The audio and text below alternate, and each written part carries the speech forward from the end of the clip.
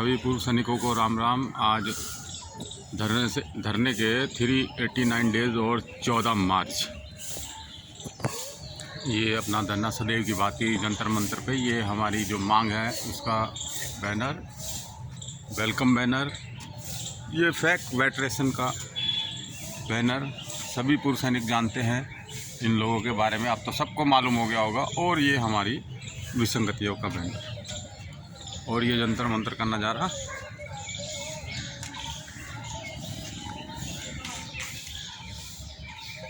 आइए मिलते हैं पूर्व सैनिक गोपाल कृष्ण जी से। Sir Ram Ram. Good morning sir, good morning. जो सभी पूर्व सैनिक देश भर में जो बैठा है, सभी पूर्व सैनिक जो अपना देश जवान के लिए मेरा धन्यवाद। और हमारा आज 389 डेज हो चुका है। हमेशा की तरह हमारा जो सांकेतिक धरना जारी है। तो ये खास बात मैं बताना चाहता हूँ। आज के दिन आज 14 तारीख है, 14 मार्च है। आज हमारा किसान मुक्ति मोर्चा द्वारा कुछ ऐलान किया है और सरकार ने उसके ऊपर क्या प्रतिक्रिया कर रहा है हमें उसके बारे में पता नहीं है। जो उनका भी आंदोलन है लेकिन रामलीला मैदान में होंगे करके बोल रहा है। तो वो लोग गुरुद्वारा वगैरह कल रात में ही कब्जा किया हुआ है। तो ऐसे में जो जाट फौजी धर्मशाला के अंदर कल रात में पुलिस आए थे, जैसे हमें अपना दरवाज़ा खुलवा दिया, हमारा सारे कमरा वगैरह उन्होंने चेक किया, हमारा भी जो कमरा के अंदर चेक किया है। मतलब जो किसान मुक्ति मोर्चा का साथ में अगर मान लो हम भी कोई मोर्चा तो नहीं संभाल रहा है उसके ऊपर, यही था उनका डाउट। उन्होंने अपना डाउट क्लियर करने आए थे। उसके बाद उन्होंने वहाँ से मैसेज पास कर दिया।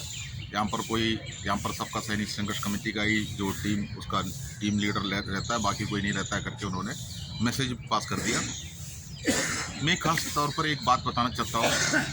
एक पूर्व सैनिक हमारा एक जो दोस्त हमसे मिलने आए थे, तो वो हमको बोल रहा है, देखो बहुत ज्ञान प्राप्त व्यक्ति है वो, मेरे को समझ में आया उसको बातचीत से। क्योंकि वो कह रहा है, देखो यार आप लोग जो भी आंदोलन कर रहा है 1 साल से करो, 2 साल से करो, 10 साल करो, आप कितना भी साल आप करो लेकिन आपको कोई सुनने वाला नहीं है। जो कि अधिकारी के बिना हमारा देश का कोई सैनिक का कोई भी काम नहीं चलता है। तो वो बोल रहा है आप उनके साथ में चर्चा करो, सबसे पहले जाके आप अफसरों के साथ में बैठ के चर्चा करो और अफसर जो सोचेगा वही होगा। तो हम उस व्यक्ति को, उस बुद्धिजीवी व्यक्ति को ये कहना चाह रहा हूँ, ये बुद्धिजीवी व्यक्ति 1 साल पहले हमारे पास क्यों नहीं आया? क्योंकि अभी अचानक कल क्यों आ गया? पहले भी आ सकता था। जब 1 साल से ऊपर हो गया, 389 डेज हो गया, 389 डेज के बीच में कभी नहीं आया। तो हमें ब्रेन वॉश करने के लिए, और जो आपको एक खास बात और फौजी दिमाग से ही बता देता हूँ मैं आपको, फौजी दिमाग से बोलने से ही तो फौजियों को पता चलता है। ये एक रोल कॉल के अंदर अगर हमारा हवलदार मेजर ने एक लेक्चर दे दिया, तो लेक्चर हवलदार मेजर के पास आया कहाँ से है? उनका सीनियर जेसीओ से। सीनियर जेसीओ के लेक्चर कहाँ से मिला है? उनका सूबेदार मेजर से। सूबेदार मेजर को ये कहाँ से मिला है? एडजटेंट से होगा, QIC से होगा, नहीं तो CO से ही होगा। तो वो जो रोल कॉल में जो वो ऑर्डर हमको पास कर रहा है, उस टाइम पर सीनियर जेसीओ पीछे खड़ा है। उसके बाद सीनियर जेसीओ उसके अंदर से कुछ दुरुस्त पकड़ लेता है, तो फिर हवलदार मेजर को बोलता है जो विश्राम करो, मतलब ब्रेक नहीं करना। मतलब ब्रेक करने के लिए उसने रिपोर्ट दे रहा होगा, रोल कॉल समाप्त है, जिनको मतलब छुट्टी करने के लिए अनुमति चाहता हूँ, तो बोलेंगे विश्राम करो मेजर। उसके बाद वही रिपीट वहाँ पर सूबेदार मेजर शुरू करेंगे।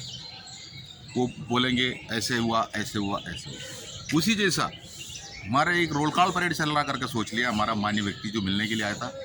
क्योंकि किसी का कुछ ऑर्डर लेकर हमारे पास आके सावधान विश्राम करके वो भी ऑर्डर हमको बताने के लिए आ रहा है। हम किसी अफसरों का बंगला ढूंढ के हमने 1 साल के अंदर कभी नहीं गया है, ये मैं आपको बताना चाह रहा हूँ। हमारा पास अफसर आए थे, कई बार आए थे। पहले उन्होंने अफसर का तरीका से, जो फौज के अंदर आपने देखा हुआ अफसर का तरीका से आए थे, उखाड़ने में, फेंकने में, पुलिस के साथ में मिलके हमें तोड़ने में, सब कुछ उन्होंने किया था। पेपरों में भी, आपने न्यूज़पेपरों में भी छपा हुआ था उस टाइम पर, आतंकवादी बैठा हुआ है अंदर मंदिर पे। पूर्व सैनिकों के लिए बोल रहा है आतंकवादी बैठा हुआ है। तो पूर्व सैनिक है, उनका साथ में नौकरी करके आया था, तो अगर वो आतंकवादी बन गया है तो फिर उसका गलती किसका है? ऐसे में जो इसी जैसा अपशब्द का इस्तेमाल कर रहा है, यहाँ पर जो पूर्व सैनिक बैठा है भारत माता की जय बोलता है, वंदे मातरम बोल रहा है, अभी नहीं तो कभी नहीं एक नारा और लगा रहा है।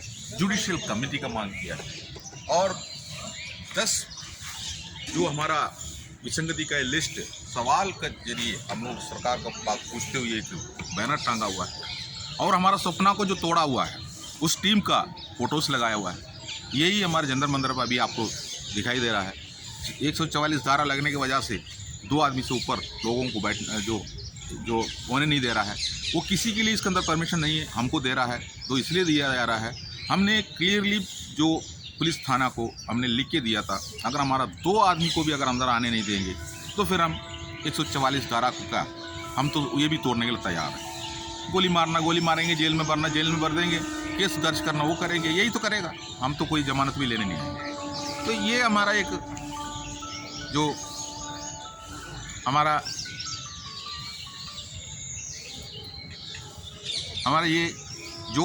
यही तो मांग है, यही हमने कर रहा है।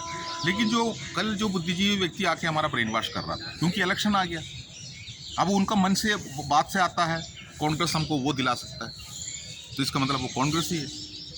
तो हमें यहाँ कोई पॉलिटिक्स नहीं है। तो मैं उस व्यक्ति से ये पूछना चाहता हूँ, देश भर में जो बैठा हुआ पूर्व सैनिकों से पूछना चाहता हूँ, हमारे साथ में अन्याय कब से शुरू हुआ है? हमने आवाज़ नहीं उठाया। 75 साल का जो टाइम हम बता रहा है, 1973 में जब 3rd पे कमीशन 1976 में आउट हो रहा था, 1973 में 71 की लड़ाई के बाद जो हमारा जैसे जवान जब बाहर आते थे तो उनको आखिरी वेतन का जो बेसिक है उसका 73% पेंशन के रूप में दिया जाता था। जो 100 रुपये अगर उनका बेसिक है तो 73 रुपीज़ उनका बेसिक दिया जाता था। वो केवल सिपाही से लेकर सूबेदार मेजर रैंक तक के लिए होता था और किसी रैंक के लिए नहीं है। सेंट्रल गवर्नमेंट का और कोई एम्प्लॉयज़ के लिए नहीं है, सेंट्रल गवर्नमेंट का कई अधिकारी के लिए भी नहीं था। जो हमारा पेंशन 73% इसलिए दिया जाता था, हम कम उम्र में आना पड़ता है, लेकिन सेना में युवा चाहिए, जवान चाहिए, उसी के हिसाब से हम आते थे। जो उस टाइम पर जो 71 की लड़ाई के बाद देश का आर्थिक स्थिति कमज़ोर है, फाइनेंशियल स्टैंड कमज़ोर है, उस टाइम का सरकार ने उस टाइम पर बोला आप लोगों का तनख्वाह मतलब पेंशन को थोड़ा कटौती करना पड़ेगा, जो कि देश को आगे लेके जाना हो सकता है। मैं बता रहा हूँ 1971 जो है बहुत पीछे की बात है। हिंदुस्तान आज़ाद होने के बाद हो सकता है उस टाइम का सरकार के पास इतना आमदनी नहीं था जो ऐसे चर्चा सही भी है, अभी ये नहीं बोल रहा हूँ। लेकिन उस टाइम पर जो आर्थिक कमजोरी की वजह से हमारा 23% पेंशन को कटौती करके 50% में लेके आया। लेकिन उस टाइम पर जो 33% पेंशन लेने वाला जो अधिकारी वर्ग और केंद्र कर्मियों का, बाकी जो केंद्र कर्मी से 60 साल की उम्र में रिटायरमेंट होता है, अफसर भी अपना रिटायरमेंट 56 की उम्र में शुरू कर देता है, ऐसे लोगों का पेंशन उस टाइम पर 33% मिलता था। हमारा 73, इनका 33। तो 33% को बढ़ोतरी करके 17% को बढ़ोतरी करके 50% लेकर आया 3rd पे कमीशन में। तो आप बताइए, आर्थिक स्थिति कमज़ोर होने से दूसरों को काटना और किसी को बढ़ाना, अब जिसको बढ़ के मिला है आप देखिए, अफसरों को बढ़ के मिला और किसका कम किया है? जो गोली का सामने करने वाला जैसे जवान का कम कर दिया। तो हमारा दुर्दशा वही से शुरू हो गया। लेकिन कारण यही है, हम लोग अनपढ़ थे, हम अंगूठा टेकते उस टाइम पर जो 3rd पे कमीशन में, हमें कुछ भी नहीं पता था। हमारा शरीर अच्छा है तो हमें फौज में लेते थे, फौज के अंदर जाके एक दस्तखत करने के लिए सिखाते थे, उसके अंदर भी एजुकेशन है और वो एजुकेशन वगैरह जो हमारा अफसर जिसको चाहता है उसी को करा देते थे।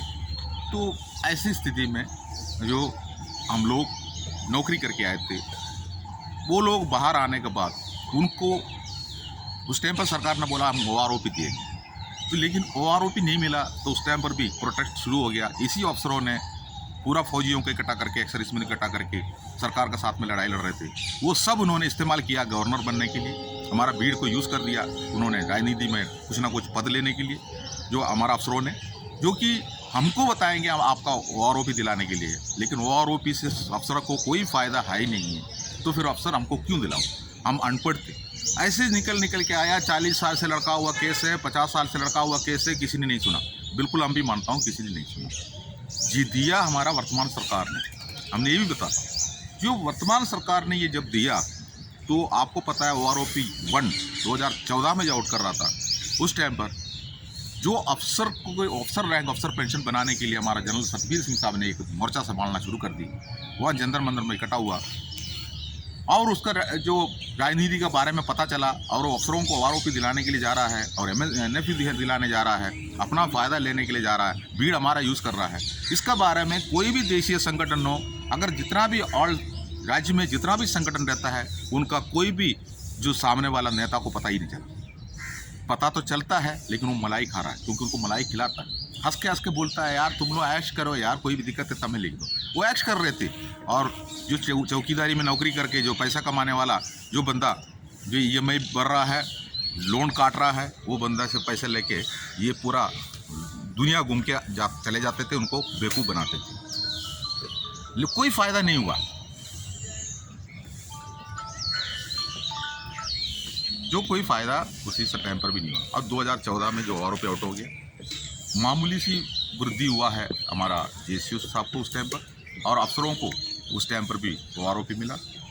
उसका बाद 2019 का भी आपको पता चला, उसको जाके जो हमारे को पहले से जो मिल रहा है वो आरोपी से बाहर ना हो जाए, ये सोच के जो बहुत चालाकी तरीक़े से वो आरोपी केस को जनरल सतबीर सिंह साहब ने ले जाके कोर्ट में डाला।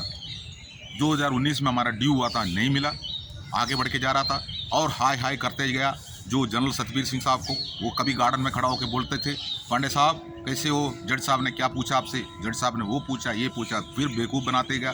लेकिन जनरल सतबीर सिंह साहब को ये पता नहीं था हमारा देश का जो पूर्व सैनिक बहुत आगे बढ़ चुका है, वो उसी के टाइम पर, क्योंकि वो साहब भी आज डंडा का सहारा घूम रहा है, तो वो भी थर्ड कमीशन, फोर्थ कमीशन वगैरह फौज का देखा होगा, तो उसी टाइम का फौज करके वो सोच के इसी जैसा जो पिटिशनर हमारे JSU जवान है, 13 पिटिशनर उसके अंदर 9-10 पिटिशनर तो JSU जवान को लगा कर रखा है।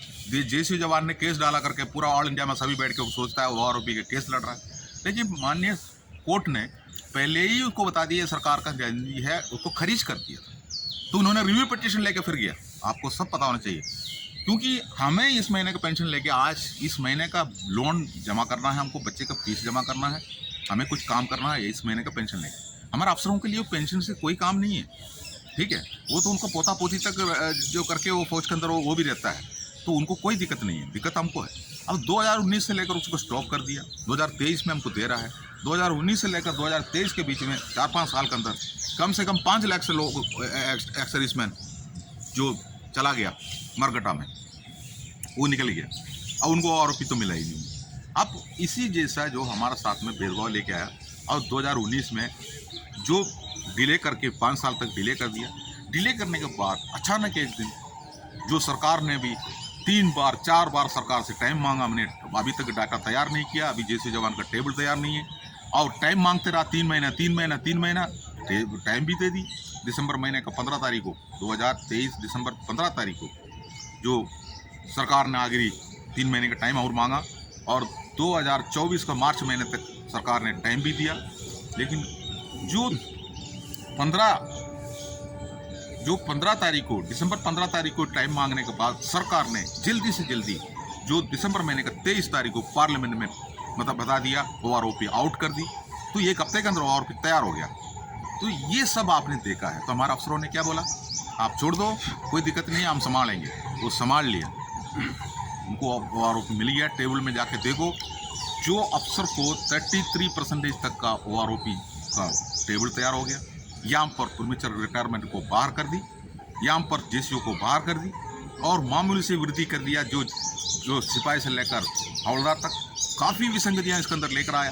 फिटमेंट फैक्ट उसका बाद जो लेकर आया, जो पे कमीशन फिटमेंट फैक्ट को लेकर आके उन्होंने अफसरों के लिए जो लाभ और ले ली, और MSP जो हमारे लिए जो लागू है उसको लेके जाके उन्होंने कोर्ट में डाल के जो बल्ले वाला को पास दे दिया, और अफसरों के लिए बल्ले चलते जा रहा है। ये सब आपने देखा है। अब कल जो आके मेरे पास माइंड वॉश करके हुआ उस व्यक्ति को मैं कहना चाहता हूँ, आपको क्या मिला, हमारा टीम को क्या मिला।